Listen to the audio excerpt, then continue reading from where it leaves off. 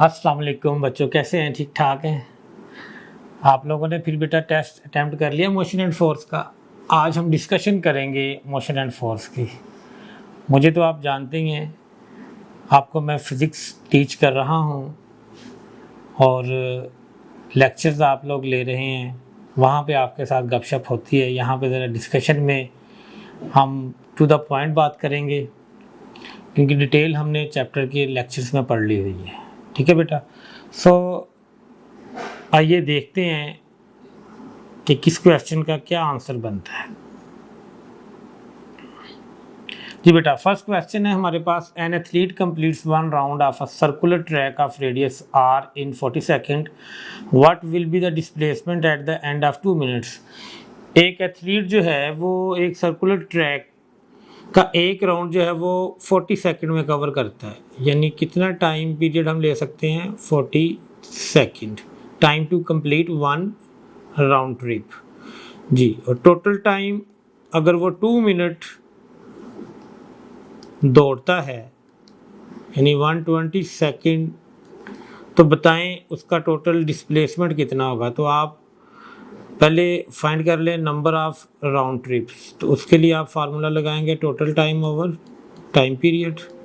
So 120 over 40 is equal to 3। 3 complete round वो cover कर लेगा। सो जब 3 राउंड ट्रिप कंप्लीट हो जाएंगे तो जो एथलीट है वो वापस अपनी इनिशियल पॉइंट पे आ जाएगा, जहाँ से शुरू किया था उसने। सो उसका डिस्प्लेसमेंट क्या हो जाएगा? 0 हो जाएगा। वेरी गुड, तो आपका पहला क्वेश्चन ठीक है जी, राइट आंसर है हमारे पास। नेक्स्ट क्वेश्चन देखते हैं जी। Which of the following can be zero when the particle is in uniform motion for some time? अगर एक बॉडी कुछ देर के लिए मूव करे तो कौन सी चीज़ जो है वो गिवन ऑप्शन में से ज़ीरो हो सकती है? अगर वो मोशन में है तो स्पीड तो ज़ीरो नहीं हो सकती, डिस्टेंस कवर्ड भी ज़ीरो नहीं हो सकता, कुछ ना कुछ उसका डिस्टेंस होगा। हाँ, डिस्प्लेसमेंट ज़ीरो हो सकता है अगर वो मोशन करते हुए इनिशियल पॉइंट पे वापस आ जाता है। सो डिस्प्लेसमेंट वो चीज़ है जो ज़ीरो हो सकती है। इसका आंसर चेक करते हैं जी बेटा, यही इसका आंसर है। नेक्स्ट क्वेश्चन है हमारे पास, the ratio of distance to the magnitude of displacement along a semi circle of radius R. जी आपने रेशो लेनी है डिस्टेंस टू डिस्प्लेसमेंट की जब बॉडी सेमी सर्कल पे मूव करती है। यहाँ पे हम सेमी सर्कल बना लेते हैं, यूँ यहाँ से शुरू हुआ, यहाँ चला गया पॉइंट बी पे। ठीक है, सो डिस्टेंस इसने कितना कवर किया? डिस्टेंस एक्चुअल पाथ होता है, सेमी सर्कल पे जा रहा है तो ये इसका डिस्टेंस है, एक्चुअल पाथ जो है। तो ये कितना है? टोटल सर्कल का 2 पाई आर होता है, तो यहाँ पे कितना हो जाएगा? पाई आर, तो ऊपर आ जाएगा पाई आर। और डिस्टेंस आपने लिख लिया। अब डिस्प्लेसमेंट कितना होगा बेटा? डिस्प्लेसमेंट इनिशियल टू फाइनल आपने फाइंड करना है। तो यहाँ तक आर है और यहाँ तक फिर आर, तो आर प्लस आर कितना हो गया? 2r। आर आर के साथ कैंसिल होगा तो आंसर आएगा पाई बाय 2। फार्मूला के ज़रिए मैंने आपको सॉल्व करना सिखा दिया था लेक्चर के अंदर। यहाँ पे मैंने अकॉर्डिंग टू सिचुएशन जो है वो आपको सॉल्व करके दिया है। फार्मूला से भी आप इसको सॉल्व कर सकते हैं।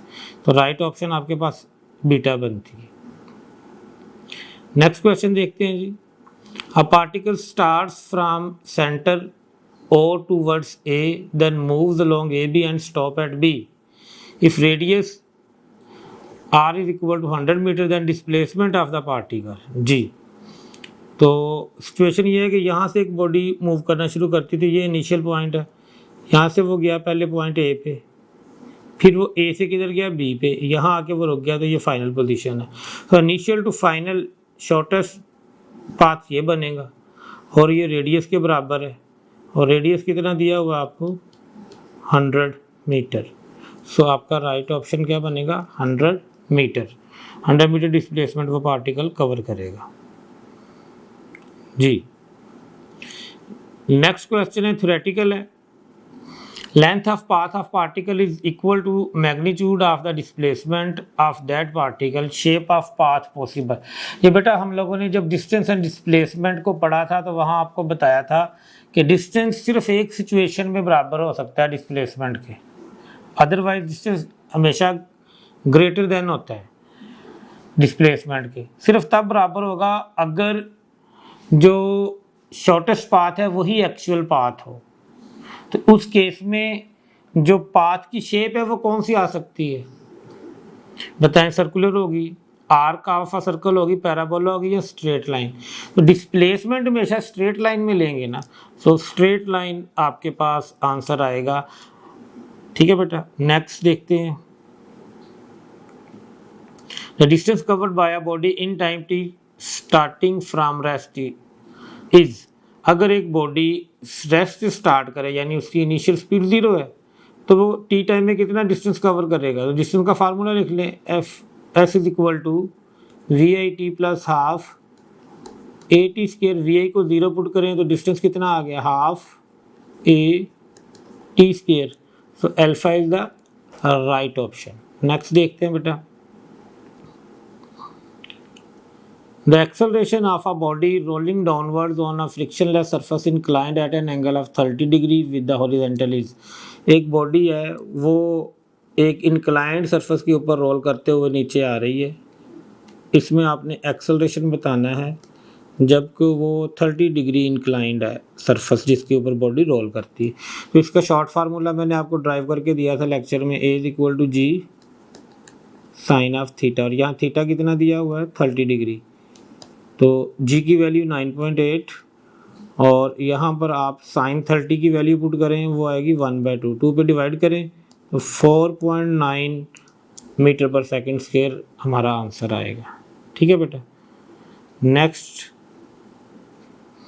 क्वेश्चन देखते हैं जी। A motor car can be stopped with a distance of s, एक मोटर कार है उसको आप s डिस्टेंस में रोक सकते हैं when it moves with the speed v, जब वो v स्पीड से मूव कर रही थी। If it moves with the speed 4v, अगर उसकी स्पीड v की बजाय 4v हो जाए, it can be stopped with in a distance, तो बताएं कितने डिस्टेंस में आप उसको रोक पाएंगे? अज्यूमिंग कांस्टेंट ब्रेकिंग फोर्स, फर्ज करें कि जो ब्रेकिंग फोर्स है वो सेम है। तो मैंने आपको ये लेक्चर में पढ़ाया था कि ब्रेकिंग फोर्स सेम हो, ठीक है, और अगर पहले बॉडी v स्पीड से मूव करती है उसको आप s डिस्टेंस में रोक सकते हैं। तो अगर उसकी speed n time of v increase हो रही हो तो आप उसको कितने डिस्टेंस में रोकेंगे? n square of s distance में।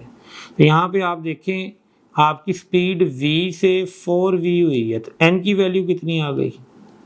4, तो 4 का स्क्वायर लें तो 16s डिस्टेंस में आप उसको रोक सकेंगे। ठीक है, ये शॉर्ट फार्मूला आपने याद रखना है, डिटेल आपको लेक्चर में इसकी समझा दी गई थी जी बेटा। नेक्स्ट क्वेश्चन है हमारे पास, the velocity time graph of a particle starting from rest with uniform acceleration is the straight line. So आप वीटी ग्राफ बना लें बेटा, the velocity time graph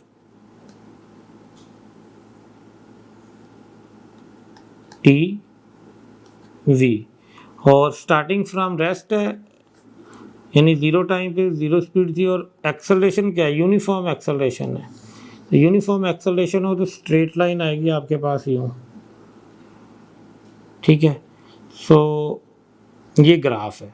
so not passing through region, नहीं ये तो नहीं हो सकता, वो तो रीजन से पास कर रहा है, ये रीजन है ना, तो ये ऑप्शन नहीं हो सकती। पैरेलल टू वेलोसिटी एक्सिस, ये वेलोसिटी एक्सिस के पैरेलल नहीं है, ये भी आंसर नहीं है। पैरेलल टू टाइम एक्सिस, ये टाइम एक्सिस के भी पैरेलल नहीं है। तो ऑप्शन आपके पास क्या बची? Delta, having none of the above characteristics. तो ये हमारे पास राइट ऑप्शन है जी बेटा। नेक्स्ट क्वेश्चन है, which of the following has no acceleration, इनमें से किसके पास एक्सेलरेशन नहीं होगा? Man driving a car on bus road, on busy road, bus road नहीं है बेटा, ये बिजी रोड है।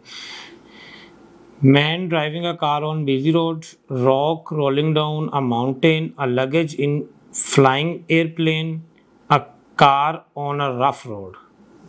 तो बेटा इसका राइट आंसर जो है वो चार्ली है, क्योंकि जो लगेज है, luggage is at rest with respect to flying airplane.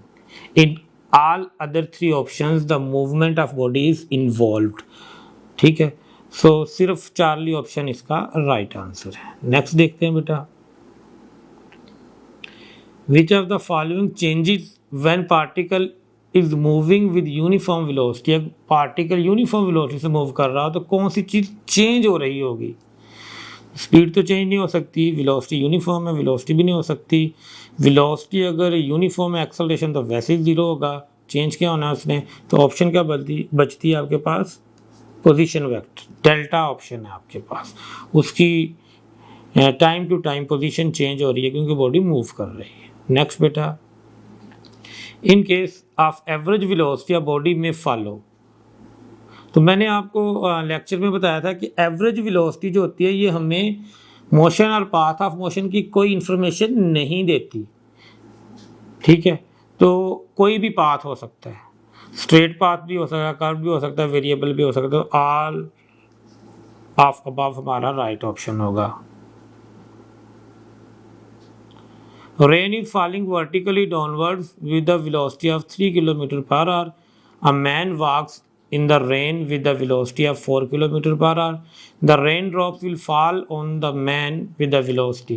जी बेटा, बारिश के जो ड्रॉप्स हैं वो ऊपर से कितनी स्पीड से आ रहे हैं? 3 किलोमीटर पर आवर से। नीचे एक आदमी चलता हुआ जा रहा है और कितनी स्पीड से मूव कर रहा है वो?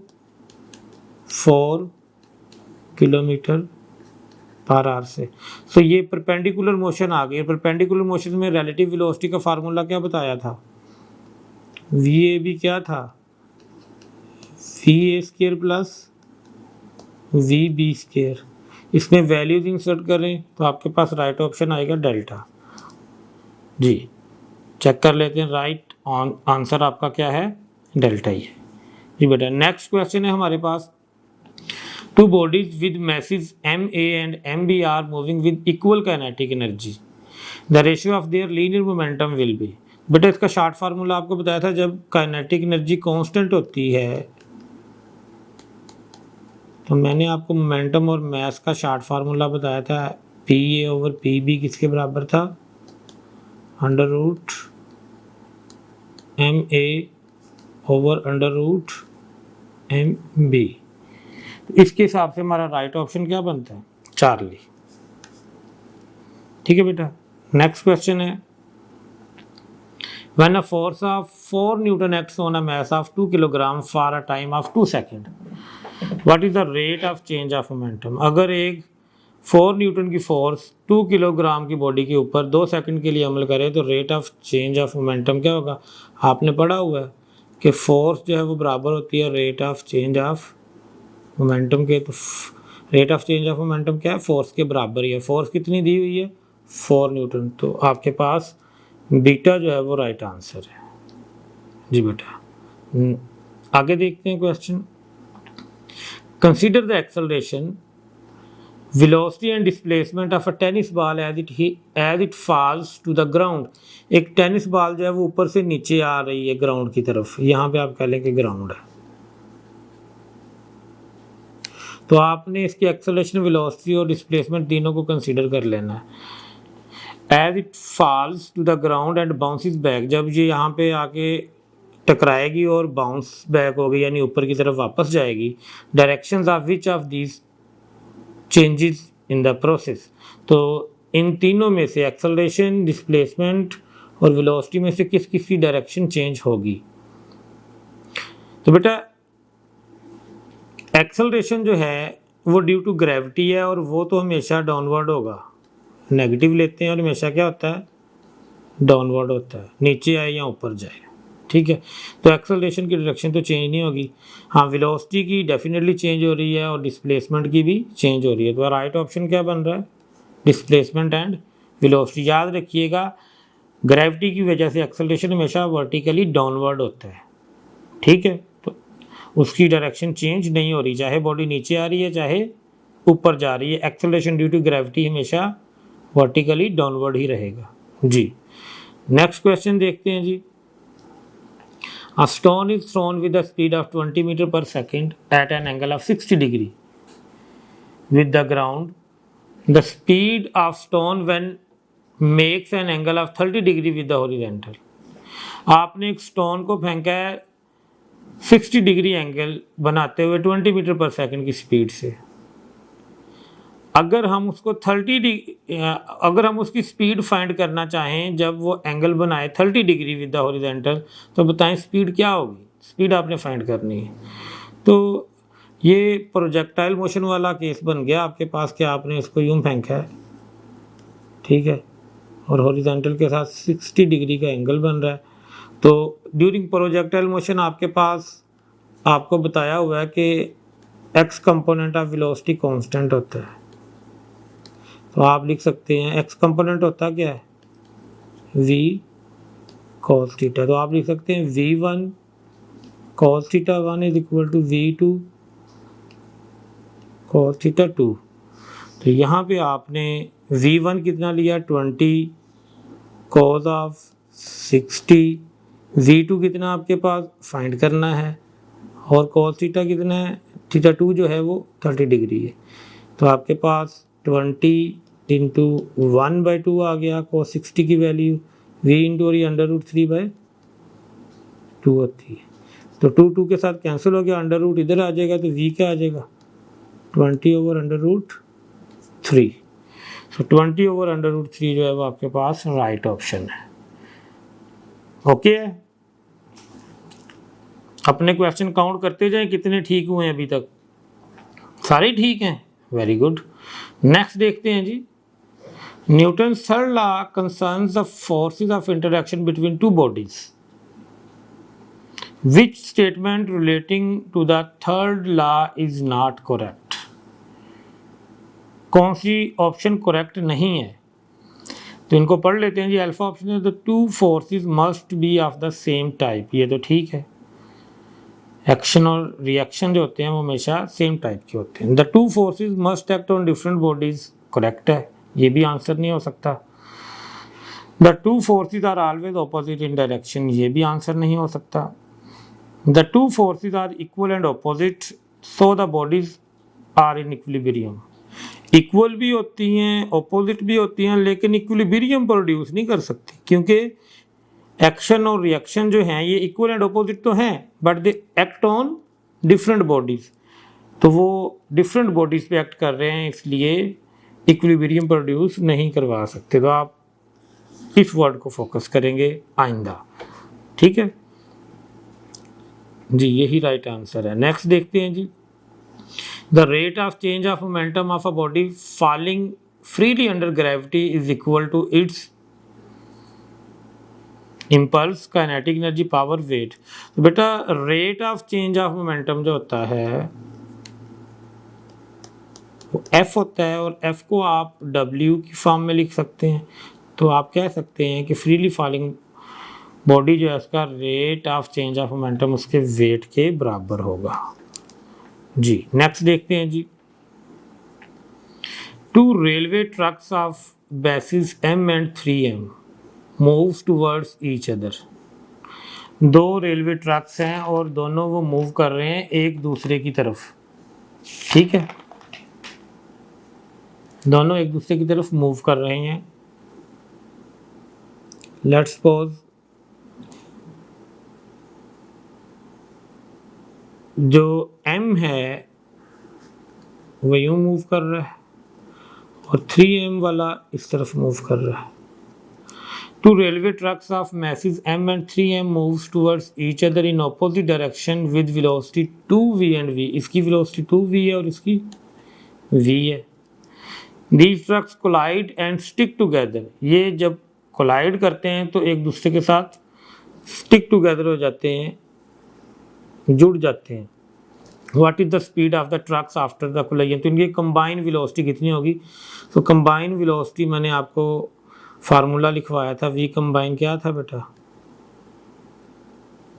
v combine m1 v1 plus m2 v2 over m1 plus m2। तो यहाँ पे आपने एक चीज़ का ख्याल रखना है कि अगर आप इस वेलोसिटी को पॉजिटिव लेंगे तो इसकी ऑपोजिट वाली को क्या लेंगे, नेगेटिव। तो वैल्यूज पुट कर दें। मैथ कितना है, 3m into v plus m into minus 2v over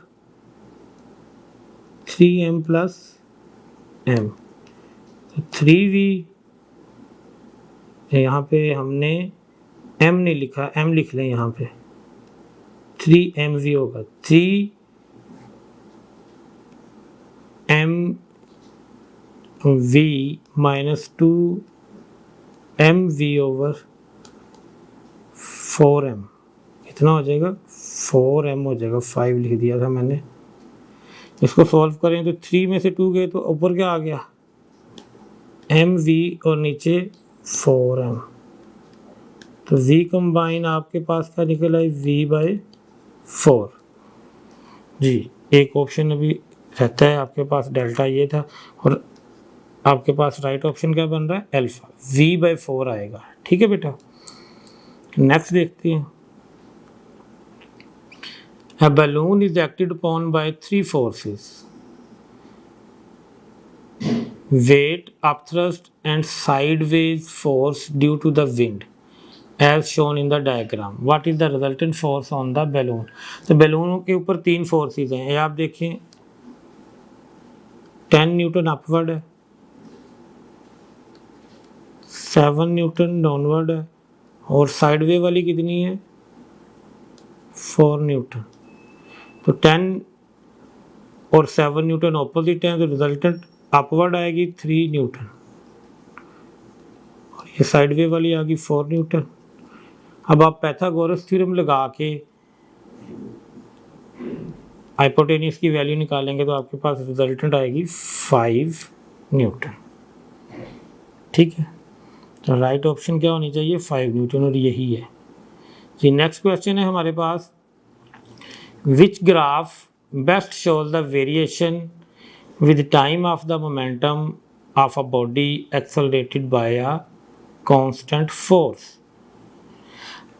अगर आपके पास फोर्स कांस्टेंट होगी, ठीक है, तो जो आपके पास ग्राफ है उसकी स्लोप क्या आनी चाहिए, कांस्टेंट आनी चाहिए। देखिए ना, फोर्स कांस्टेंट गिवन है, F is equal to constant. तो आपके पास ग्राफ जो मोमेंटम और टाइम का है, इसकी स्लोप क्या आएगी, स्लोप आएगी delta p over delta t, और ये बराबर होता है एफ के, यानी स्लोप क्या आनी चाहिए, कांस्टेंट। अगर स्लोप कांस्टेंट हो, अगर स्लोप कांस्टेंट हो तो ग्राफ की शेप क्या होती है, स्ट्रेट लाइन। तो यहाँ पे देखें स्ट्रेट लाइन कौन सा आपके पास ग्राफ आ रहा है। ठीक है, तो यहाँ पे आप देखें एक अल्फा है और एक डेल्टा है। डेल्टा में तो आपकी स्लोप 0 है, ठीक है, इसलिए हम अल्फा आंसर लेंगे, alpha is right option. Okay, next question है हमारे, projectile is thrown so that it travels a maximum range of 1000 metre, how high will it rise. जी, मैक्सिमम रेंज जो है वो आपको कितनी दी गई है, 1000 मीटर। हाइट आपने फाइंड करनी है। मैक्सिमम रेंज और हाइट में क्या फार्मूला होता है जी, आपको लिखवाया था प्रोजेक्टाइल के लेक्चर में, प्रोजेक्टाइल मोशन के लेक्चर में। आर मैक्स बराबर होता है 4h के, तो h क्या आ जाएगा, r नॉट ओवर 4, तो 1000 ओवर 4 करें तो 250 आंसर आ रहा है आपके पास। चार्ली ऑप्शन ठीक होना चाहिए जी, यही राइट ऑप्शन है। नेक्स्ट क्वेश्चन है, a stop is dropped from a cliff. एक क्लिफ से आपने एक स्टोन को ड्रॉप किया है, the time during which it cover the distance 490 metre. पता है कितने टाइम में उसने 490 मीटर डिस्टेंस कवर किया हो। तो अगर कोई बॉडी ड्रॉप की जाए तो फ्री फॉल में उसका टाइम निकालने का फार्मूला आपको मैंने लिखवाया था, t is equal to √2h over g। इसमें वैल्यूज पुट करें तो 2 इंटू 490 ओवर 9.8 कर दें। इसको आप सॉल्व करें, आपके पास आंसर आएगा डेल्टा। ठीक है बेटा। नेक्स्ट देखते हैं, when a projectile moves upward it's vertical velocity component of velocity. ऊपर जाते हुए प्रोजेक्टाइल की वर्टिकल वेलोसिटी है जो वो डिक्रीज हो रही होती है, डेल्टा ऑप्शन आनी चाहिए जी। नेक्स्ट है, if p is the momentum of an object of mass m the expression half pv is, so इसका राइट ऑप्शन है अल्फा। आइए देखते कैसे। E का फार्मूला है ना, E is equal to p square over 2m, आपको पढ़ाया था। तो P को आप P इंटू पी स्क्वायर को आप लिख लें P into P over 2m। इसको आप P लिखा रहने दें और इस P की जगह पे लिख दें mv ओवर 2m। m के साथ कट गया तो हाफ pv ही बचा, और ये किसके बराबर है, एनर्जी के। तो राइट ऑप्शन हमारा अल्फा ही था। नेक्स्ट देखते हैं बेटा, which law of motion defines force. तो ये मैंने आपको न्यूटन लॉज में बताया था कि जो फर्स्ट लॉ है वो फोर्स की डेफिनेशन प्रोवाइड करता है। सो ऑप्शन होनी चाहिए अल्फा, यही राइट ऑप्शन है। नेक्स्ट चलते हैं बेटा, a force of 12 Newton gives an object an acceleration of 4 meter per second square. The force required to give it an acceleration of 10 meter per second square. Body वही है, आपके पास second है ना, F is equal to m में। तो अगर m constant हो जाए तो शॉर्ट फार्मूला क्या बनाया था हमने, F1 over F2 is equal to A1 over A2। F2 आपने फाइंड करना है, आपके पास बाकी वैल्यूज दी हुई हैं, इसमें आप वैल्यू सेट करें, आपके पास राइट ऑप्शन 30 आ जाएगी। ठीक है बेटा। Next, the collision between two bodies is elastic if bodies are. तो कोलिजन का टॉपिक बड़ी डिटेल से आपको पढ़ाया था। ठीक है, याद रखें इलास्टिक कोलिजन तब होता है जब बॉडीज जो हैं वो सॉलिड एंड हार्ड हो। बीटा आपके पास राइट ऑप्शन आना चाहिए जी, यही है। नेक्स्ट देखते हैं जी, for a projectile the ratio of maximum height to the square of time of flight is. ये बड़ा आसान क्वेश्चन, आपको मैंने एक फार्मूला नोट करवाया था मैक्सिमम हाइट और square of time of flight का। क्या फार्मूला था, 8h is equal to g t square. तो यहाँ से आप इसको लिख सकते हैं h over t square is equal to g over 8। तो ये आपने h over t square find करना, g की वैल्यू 10 ले लें, 10 ओवर 8 करें तो 5/4 जो है वो आपका आंसर बनता है। Alpha is right option. अब आप